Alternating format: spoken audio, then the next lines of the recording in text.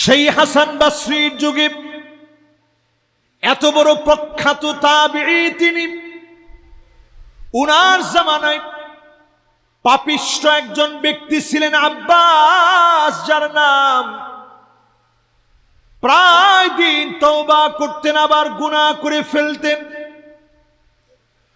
মুমূর্ষ সুস্থ হয়ে গেলেন। আব্বাস তার মাকে ডাক দিয়ে বলে, মা, আমার মনে হয় জীবনের শেষ সময় আমার জন্য চলে আসছে, আমি মনে হয় আর বাঁচব না। ইযহাবি ইলাল হাসান আল বসরি, যান হাসানের কাছে যান। ইযহাব ইলাল হাসান বসরি, হাসান বসরির কাছে আপনি চলে যান। হাসান বসরিকে গিয়ে বলবেন, ফাদঈহি লিউজাদ্দিদাত তাওবা, আমি যেন নতুন করে একটা বার তওবা করার সুযোগ পাই। হাসান বসরির কাছে চলে গেলেন।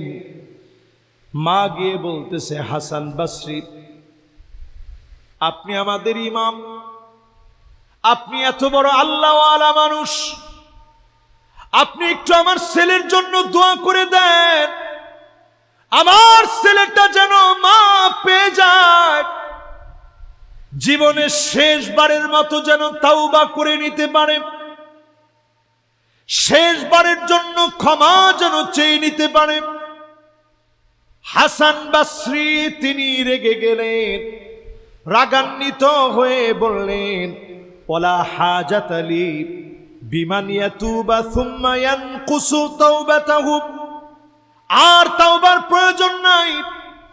বিমান ইয়ানকুসু তাওবাতাহু, যেই লোকটা তাওবা করে বারবার গুনাহের দিকে ফিরে যায়, এমন লোকের আর তাওবা করা লাগবে না। এই কথা মা যখন শুনলেন, মা চিৎকার করে কান্না শুরু করে দিলেন। ফারাজাতিল বাকিয়াতান, ফারাজাতিল বাকিয়াতান, কাঁদতে কাঁদতে ফিরে আসলেন। ডাক দিয়ে বলে, বাজান, গিয়েছিলাম হাসান বসরির কাছে, তোর জন্য তাওবার কোনো রাস্তা নাই। এই কথা বলে আমি মায়ের ফিরায় দিয়েছি। সন্তানটা কাঁদতে কাঁদতে বলল, মা, আশ-শাইখু ক্বাদ ইয়ারুদ্দুনি, দুনিয়ার একজন শায়েখ, একজন ইমাম, একজন আলেম, বিজ্ঞ প্রাজ্ঞ দুনিয়ার কোন ব্যক্তি আমারে ফিরায় দিতে পারে। ওয়ালা তারুদ্দানি আনতা ইয়া রাব্বাল আলামিন। আয় আল্লাহ,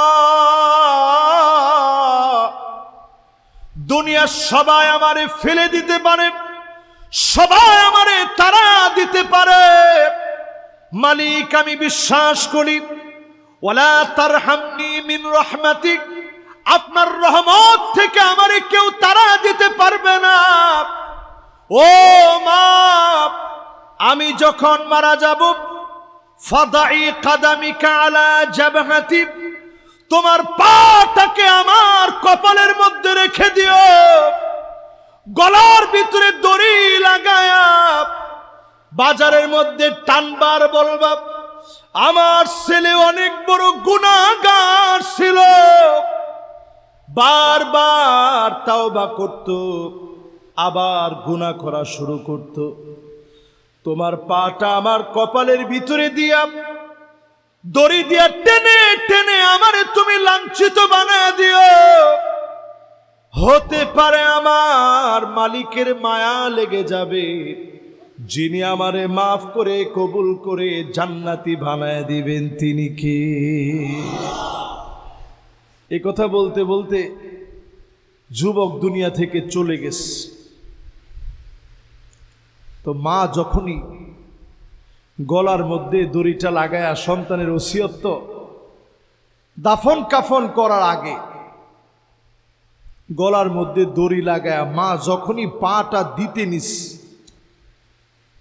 মায়ের কানের ভিতরে একটা আওয়াজ শুনতে পেল, লা তাদাই, ও মহিলা তুমি তোমার পা রেখো না, লা তাদাই কাদামাকি আলা ওয়াজহিক, তার চেহারার ভিতরে তুমি পা রেখো না, এ কপাল দিয়ে সে আমি আল্লাহকে সিজদা করে। জোরে কোন আল্লাহ। খবরদার, তুমি তোমার পাটাকে এই সিজদার জায়গার মধ্যে রেখো না। আপনি এই ঘটনাটা পড়লে অবাক হয়ে যাবেন। মা যখন এই আওয়াজ শুনছে, লা তাদাই কাদামাকি আলা মাওদি'is সুজুদ, সিজদার জায়গার ভিতরে তুমি পা রেখো না, তুমি তোমার পা উঠায় ফেলো। ফাকাদ গফারাল্লাহু লাহু, আল্লাহ তারে মাফি শুধু করে নাই, বরং ওয়া আতাকাহু মিনান নার, তাকে আল্লাহ জাহান্নাম থেকেও মুক্তি করে দিবে। হাসান বাসরি ওই দিন ঘুমাচ্ছিলেন। হাসান বাসরি ঘুমের ঘোরে স্বপ্ন দেখে। হাসান বাসরির স্বপ্ন দেখানো হচ্ছে যে ওয়ামা ইয়াহমিলুকা আলা আন তুকনিতা আবদি, কোন জিনিস তোমারে বাধ্য করলো আমার বান্দাকে তুমি একটু তুষ্ট বানাতে পারলে না, শেষবারের মতো একটাবার তাওবা করার সুযোগ দিতে তুমি চাইলে না। হাসান বাসরি, তুমি আমার কাছে যতই প্রিয় হও, এরকম ঘটনা যদি তুমি আর করো তাহলে তোমারে কিন্তু আমি শাস্তি দিয়ে পাকড়াও করবো। জোরে কোন আল্লাহ। হাসান বাসরির ঘুম ভেঙে গেছে।